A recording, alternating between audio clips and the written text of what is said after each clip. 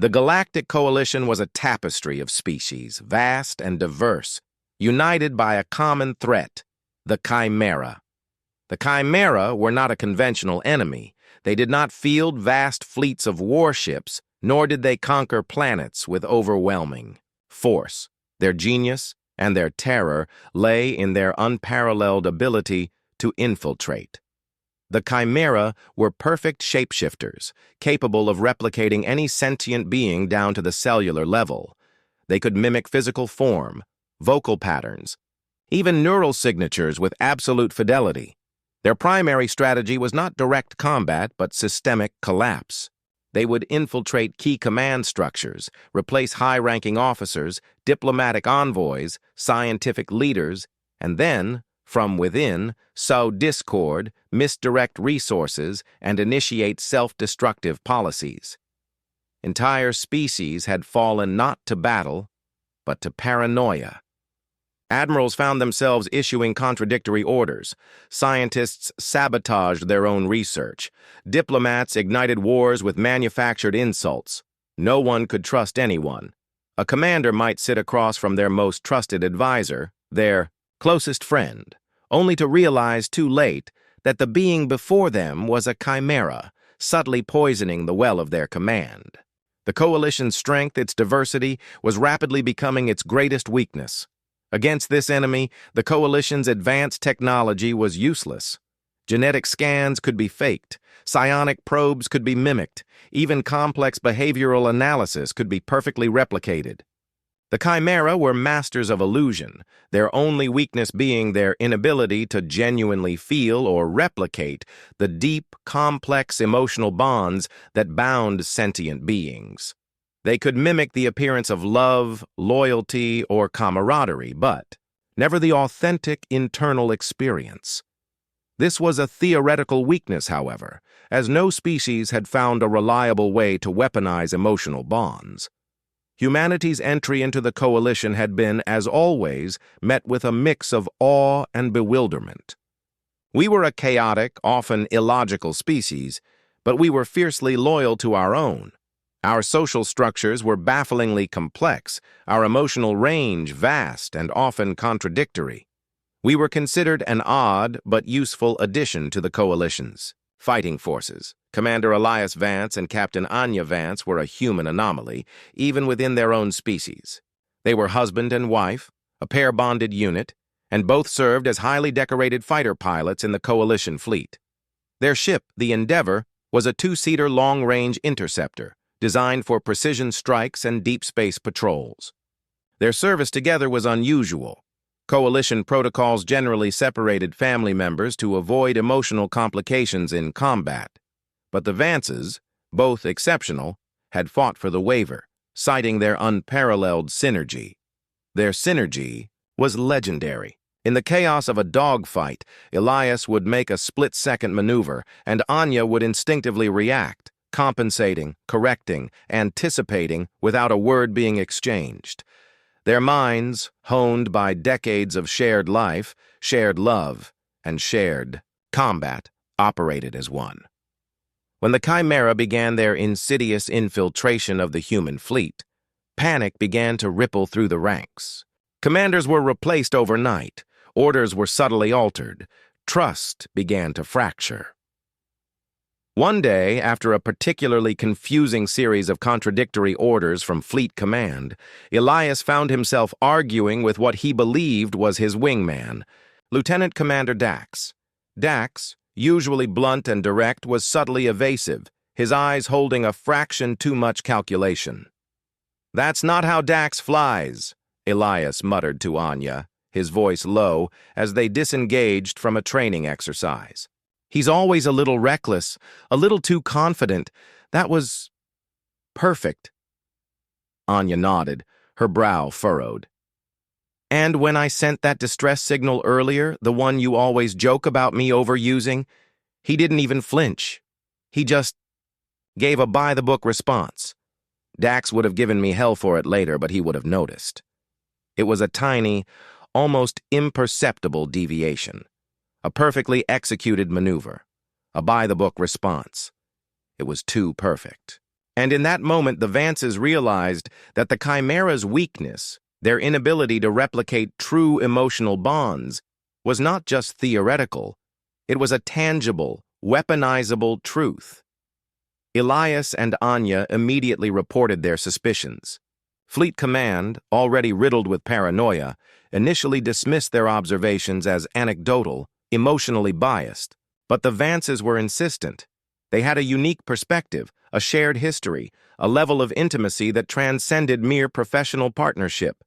"Commander," Elias argued to a skeptical admiral, who was already showing subtle signs of chimera, manipulation. "I've known Dax for 15 years. I've seen him cry at a funeral, punch a superior officer for insulting his sister, and save my life with a ridiculous, unauthorized maneuver. The pilot I flew with today, he was a perfect pilot. Too perfect. Dax is never perfect. He's Dax," Anya added. "His mimicry was flawless, but the absence of the genuine bond, the lack of that shared, unspoken history, that emotional shorthand, it was like looking at a mirror image that didn't quite reflect your own soul." The Admiral, now intrigued despite himself, agreed to a covert observation. The Vances, using a carefully designed scenario, engaged the suspected Chimera Dax in a simulated combat exercise. They introduced subtle, emotionally resonant cues, an inside joke only the real Dax would understand, a shared memory, a familiar non-verbal communication unique to their trio. The Chimera Dax was flawlessly professional, perfectly logical. It could mimic Dax's exact tone, his facial expressions, even his posture. But it couldn't replicate the instinctive reaction to an inside joke, the subtle flinch of memory, the unspoken understanding that transcended words. It responded logically, not emotionally, and in its very perfection, it revealed its flaw. The Chimera was unmasked. Its form shifted, dissolving into a shimmering, amorphous blob before being neutralized. The revelation sent shockwaves through the human fleet. Humanity had found the Chimera's Achilles heel, the unbreakable human bond. Dr. Lena Petrova, a xenopsychologist who had studied human relationships, was immediately brought into the fold. The Chimera can mimic logic, data, even physiological responses, she explained. But they cannot simulate the decades of shared experience, the millions of minute interactions, the unconscious emotional synchronization that creates a truly deep human bond. They can't fake love or unconditional trust. Project Aegis, named after the mythical shield, was initiated. Its goal, to identify and utilize human pair-bonded units as the ultimate defense against Chimera infiltration. Not just married couples, but any deeply bonded pairs, siblings, lifelong friends, parent-child units, battle-forged comrades, whose shared history ran deeper than logic. The Vances, Elias and Anya, became the first unbreakable pair, the prototype for this new psychological warfare. Their mission was not just to fly combat missions, but to become an internal detection system, a living, breathing, emotional radar against the insidious enemy. The training for Project Aegis was unlike any other. It didn't focus on weapons or tactics, but on the profound nuances of human connection. Pair-bonded units were subjected to intense emotional and psychological drills designed to deepen their existing bonds and highlight the subtle cues that defined their unique relationship. They would be isolated, then reunited. They would perform complex tasks requiring absolute synchronization with minimal communication. They would be exposed to subtle deviations in their partner's simulated behavior, taught to identify the almost imperceptible ghost in the mimicry. Elias and Anya were at the forefront of this training. Their endeavor became a test bed. They would fly simulated missions where their ground crew, their command officers, even their fellow pilots, might be subtly replaced by Chimera mimics. "Commander," the mimic ground crew chief would say, his voice perfectly replicated, "your fuel cells are at 98%. Anya, without looking, would reply, You always round up, don't you, Jenkins? You know Elias hates that. The mimic would blink, a fraction of a second too long. My apologies, Captain. Actual 97.97%. Anya would then calmly respond. The real Jenkins would have already topped it off while grumbling about pointless perfection. You're a chimera. It was these tiny, intimate details, the nuances of personality, the unspoken rules of their shared existence, that the chimera simply couldn't replicate. The mimic could say the words, but it couldn't embody the decades of shared grumbling, shared jokes, shared history. The chimera, monitoring human communications, began to adapt. They realized their perfection was a flaw. They tried to introduce imperfection into their mimicry to simulate the quirks, the habits, the emotional responses they observed. But even this was flawed. They could simulate the observable behavior of an argument, but not the underlying complex emotional dynamic of a real human conflict. The deeper love, the hidden frustration, the ultimate reconciliation that defined a truly bonded pair. They could copy the surface, but not the soul. Dr. Petrova explained this to the coalition. The chimera can copy the output of a human mind like a perfect recording, but they cannot replicate the process. They cannot experience the decades of emotional coevolution that creates a unique bond. It's like they can perfectly draw a picture of a river, but they can't make the water flow. The unbreakable pairs became the coalition's most vital asset. They were deployed not to the front lines, but to the very heart of the command structures, their presence acting as a living, breathing truth detector. A pair-bonded human ambassador could sit across from a supposed alien dignitary, and simply by observing the subtle, almost imperceptible interactions, the lack of authentic emotional resonance, they could identify the chimera. The coalition began to rebuild its fractured trust, carefully, slowly, around the network of unbreakable pairs. Human command centers were restructured to include a pair-bonded unit in every critical decision-making loop. Entire diplomatic delegations were led by human pairs, their wives, husbands, siblings, or lifelong friends serving as their unseen emotional auditors. Elias and Anya, commanding their endeavor, found themselves flying deep space missions, not to engage enemy fleets, but to verify the authenticity of compromised coalition bases. They would land, observe, and engage with the commanders. They would watch for the missing spark of a shared history, the absence of a genuine inside joke, the cold logic where warm familiarity should be. On a critical supply depot, they encountered what appeared to be its commander, a hardened alien, general named Xylos. The chimera Xylos was perfectly convincing, its commands sharp, its demeanor authentic. But as Elias recounted a fabricated story of a shared, harrowing experience in a previous campaign, a story he and Anya had rehearsed, filled with specific, emotionally charged details, he watched the chimera Xylos carefully. The mimic's response was too calm, too logical, too perfectly empathetic without the underlying emotional resonance. The real Xylos would have flinched at the memory, perhaps shared a grim smile, or even offered a personal anecdote of his own. The chimera merely offered textbook reassurance. "He's a chimera," Anya whispered, her hand subtly brushing Elias's on the console. A prearranged signal. Elias immediately initiated the neutralization protocol. The chimera Xylos dissolved, revealing the true Xylos, drugged and hidden away. The chimera, now facing a counter-strategy they could not replicate, grew desperate. They intensified their infiltration attempts, targeting even the unbreakable pairs themselves.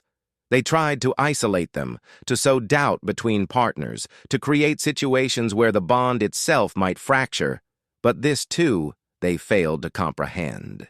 The strength of human bonds wasn't in their unwavering perfection, but in their capacity to endure conflict.